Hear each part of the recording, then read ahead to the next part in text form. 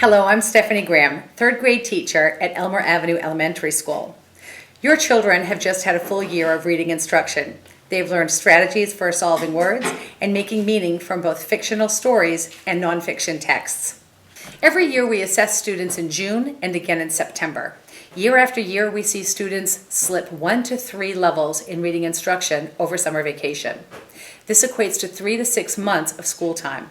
Children fall behind because many do not read every day or practice the comprehension strategies that they learned in school. This video is created for you, parents and guardians, to help you as you guide your children through summer reading. There's something else about the star. What do other people do?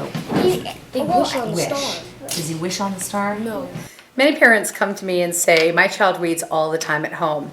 And while that may be true, their comprehension is where they're lacking. A lot of times students in grades 3 through 6 are reading grade level material with 99 and 100% accuracy. However, they cannot retell anything that they've just read. Having a comprehension conversation with your child will encourage him to continue using the reading strategies that he's learned in school. The comprehension conversation, which is really just talking about what your child has read, can happen during reading as you stop from chapter to chapter or at the end of a page, or it can happen after the book is finished. We focus on 3 areas of comprehension when thinking about and discussing the book. Literal recall. This is the first step in comprehension. Can the child retell and paraphrase what he just read? Inferential understandings. This is the second step in comprehension. You can think of it as knowledge the author didn't explicitly say, but the reader should understand. Critical thinking is the third step in comprehension. Students think about the text from the author's perspective and evaluate the text and graphics.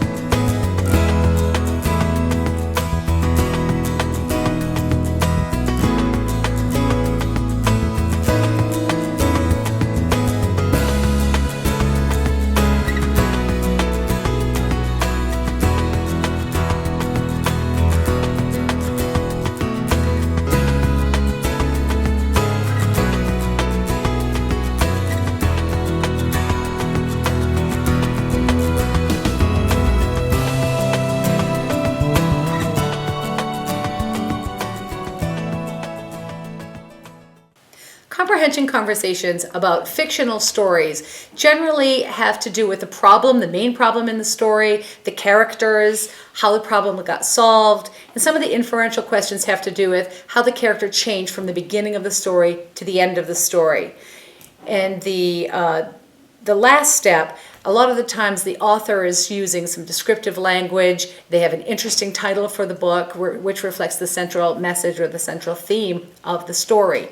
In a nonfiction text, it's set up a little differently, so the reader should really be thinking about main idea and supporting details. When a reader is reading a nonfiction text, they really should be looking at the pictures and the captions to help them gain deeper understandings of the text. Okay, Devin, can you tell me what happened in the story? I need to see their names again.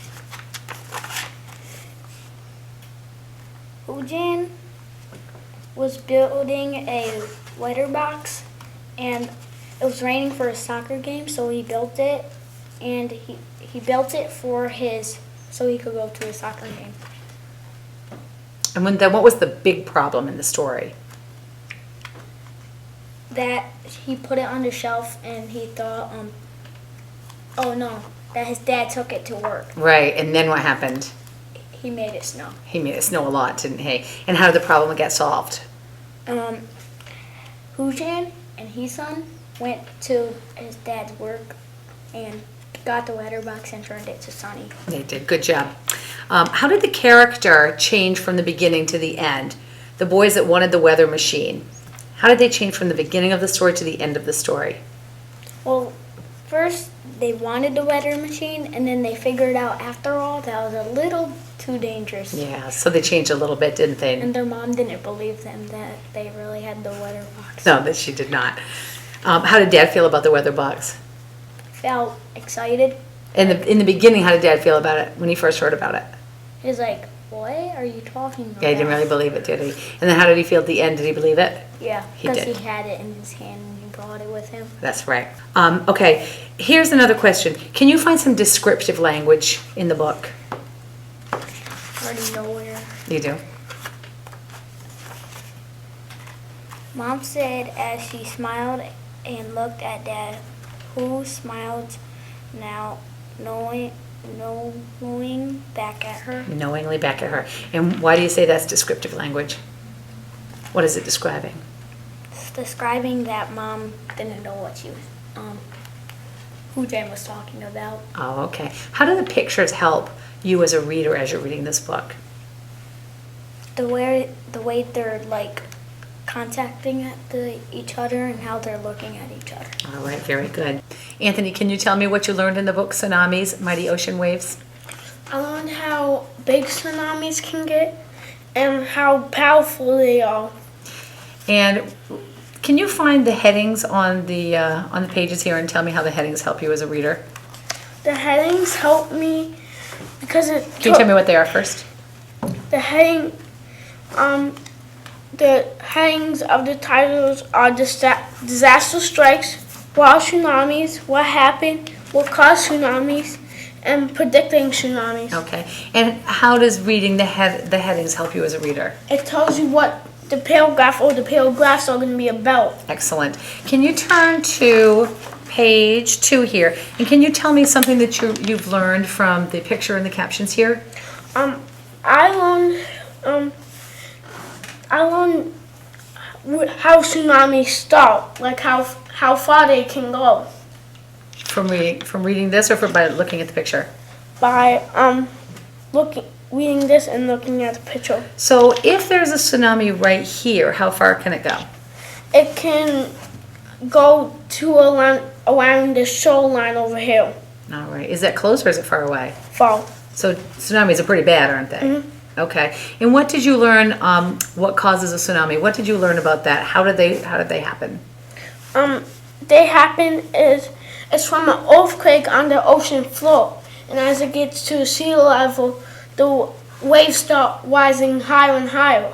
Very good. Are there certain countries that are more prone to tsunamis than others? Yeah. And where was that in the book? It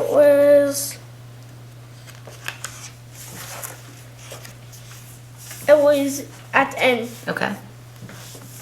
So is it in this chart? All right. And where do they normally hit? They normally hit Indian Ocean, South Java Sea, Pacific Ocean, and northern Chile. Chile, and South China Seas. And those are the deadly ones, aren't they? Those are pretty bad. Can you look at the beginning of the book and tell me what did the author do to make this book interesting? He started off with a watercolor picture of a lot of stuff being took away. That's true. That is an actual picture of a tsunami, isn't it? It's pretty scary looking. In the back there, where it said about predicting tsunamis, are scientists close to knowing how to predict tsunamis? Yeah, close. And how are they going to do that? They are gonna do that. You can look at the book. They are gonna do that because it's actually simple. It says in the book. Because for the places that will get hit, it's easy for the scientists that are there now. A lot of people move to higher ground. They start living in higher ground. So can they really predict tsunamis, or are they really just getting better of knowing when it starts to get people safe? They're really getting better of knowing how to get people safe. Yeah. What's a word from the glossary? Treacherous. And what does treacherous mean? Having hidden danger. And how can a glossary help you when you're reading a book like this? It helps me with the book like this because a lot of these words I didn't know it. So at the end, I looked at the glossary and it told me what the words meant. Excellent. For more information on helping your child become a better reader, please visit the website below.